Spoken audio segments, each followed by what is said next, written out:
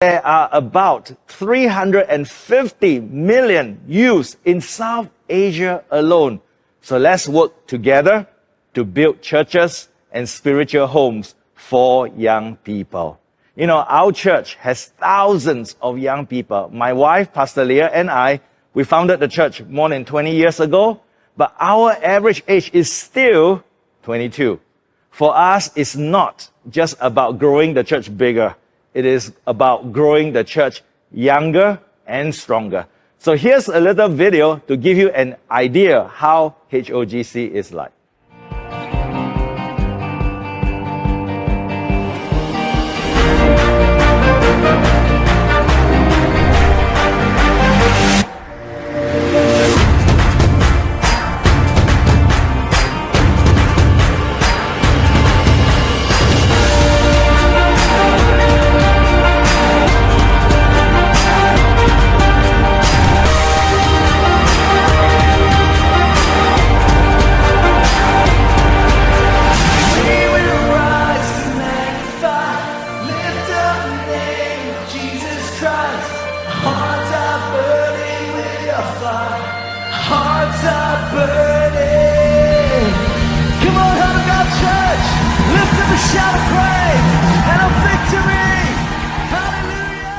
My wife Cecilia, and our youth call her Pastor Leah. She's Cecilia. She is really the one with the vision for generations. God spoke to her when we started our church from Isaiah 58 verse 12. You shall raise up the foundations of many generations. And so she was preaching about generations for more than 20 years.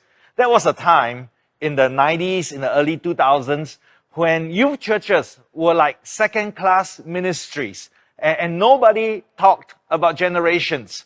She was leading 9 teenagers in our church, in our new church, and she grew them to the thousands of young people today. Now, I was leading the adults in church and it didn't grow. So I joined her.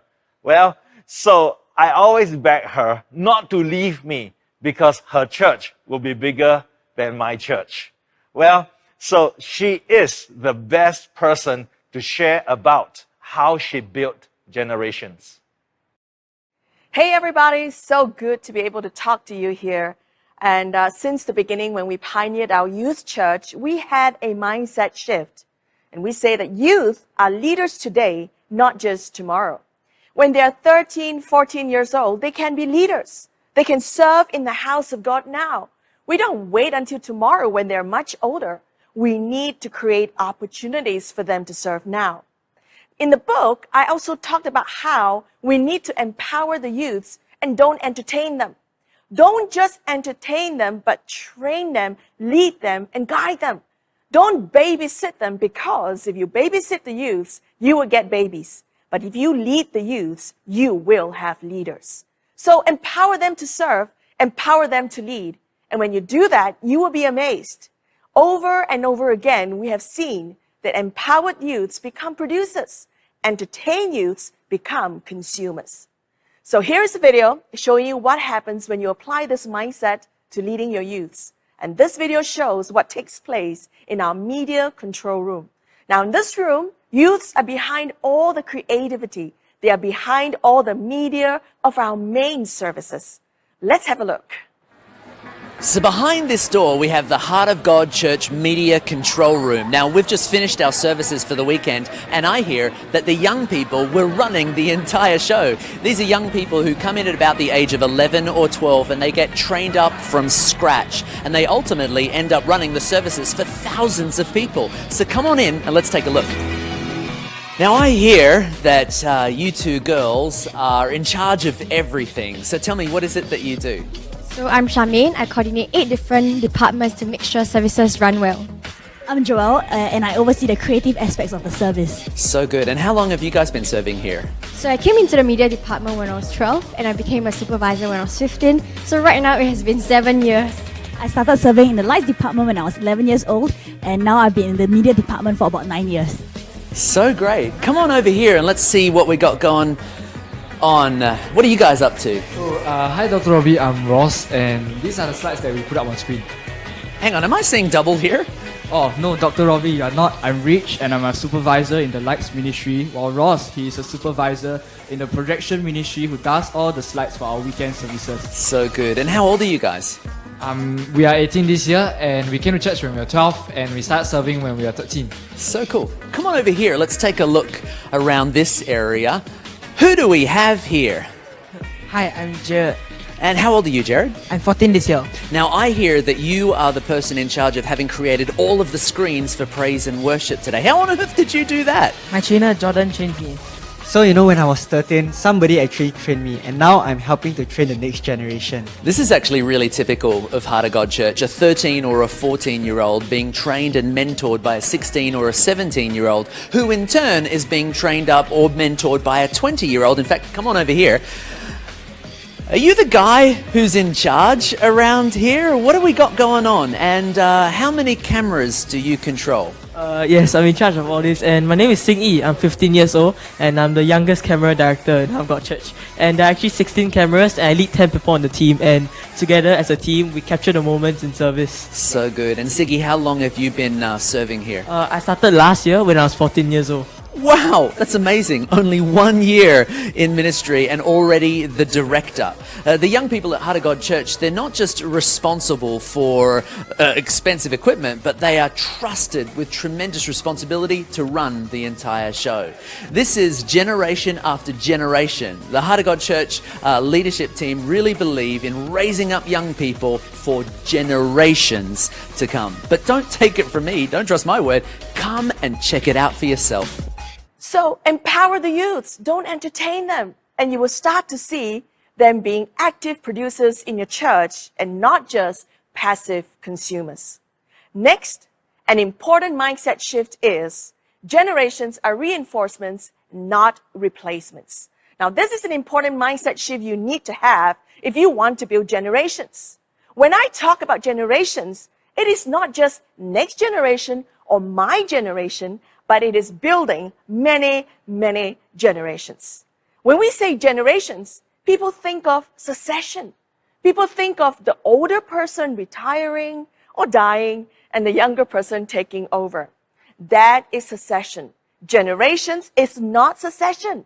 Generations is having many layers and levels of leaders at the same time. And if it is about succession, it is too slow. Imagine a 70-year-old pastor looking for a 40 or 50-year-old successor, a replacement to take over. Now, that is too slow and that is too late. Generations is not succession because succession is all about replacement. Generations are not replacements, but reinforcements. Layers and levels, generations and generations of young leaders serving God at the same time. In our church, we have already built 7 generations of leaders, and each generation is only about 3 to 5 years apart. And, the first generation, they came when they were 10, 12, 13-year-olds. Look at how cute they were. But now they are already in their 30s. And out of this first generation, we have raised 3 homegrown pastors. We're so proud of them. But we didn't stop there. We reached out to another generation. And this is the second generation. Again, they came when they were young. Their faces were so adorable. But now they've all grown up. But they are still serving passionately in church. But we did not stop there. We went back down for the third generation, and they grew up again. So we went back down again for a 4th generation. So at the end of the 4th generation, guess what? We did not stop. We went back down again for a 5th generation. And you get the idea. We did not stop there. After a few years, we reached down again for the 6th generation. They were leaders at 13, 14 years old, doing great things for Jesus. Nothing can stop us in Heart of God Church. And I'm so happy to tell you that we have a 7th generation of leaders. And all of them are, again, 13 to 15 years old. Now, in each generation in our church, there are actually hundreds of young people. And they are not only involved in the operations of the church or the worship teams, but they also do pastoral work. They are leading other youths. For example, this girl, Rena, when she was 15 years old, she was already leading 50 youths. Now, she's also strong in discipleship and raising leaders. So she has discipled 5 team leaders who are each leading 10 to 40 youths. Overall, Rena's group had grown to 130 people. And Rena has older leaders above her to disciple her, lead her, and guide her as well. Now, this is such a common sight in Heart of God Church. In our church, there are many other leaders like these. And this is how we do it in our church. In this way, you know what? The church will not only grow younger, but also stronger. We have thousands of volunteers, and 80% of our members are serving in ministry. Because of generations, we have a pipeline of young leaders. It's like a factory producing young leaders. So the church is strong. When you build your church younger, it also gets stronger. And the young people, they're not replacing the older generation, but reinforcing them. Nobody is being replaced. The first generation is still serving alongside the seventh generation. And so we teach our young people to honor the older people for all their sacrifices. We told them that they are standing on the shoulders of the older generation. In turn, we teach our older generation to respect and give space to younger people. We always tell them, hey, it is not a closed circle. In Heart of God Church, we always give space for the young people coming up. And we tell them, the younger people are not here to replace you, but to reinforce you, to make you stronger. The young generation is not here to push you out, but to push you up. Now, I know these mindset shifts will help you as you build generations. Your churches will become younger and stronger. And you know what? Right now, I'm going to hand you back to my husband, Pastor Hao. You know, he gave me such a good introduction.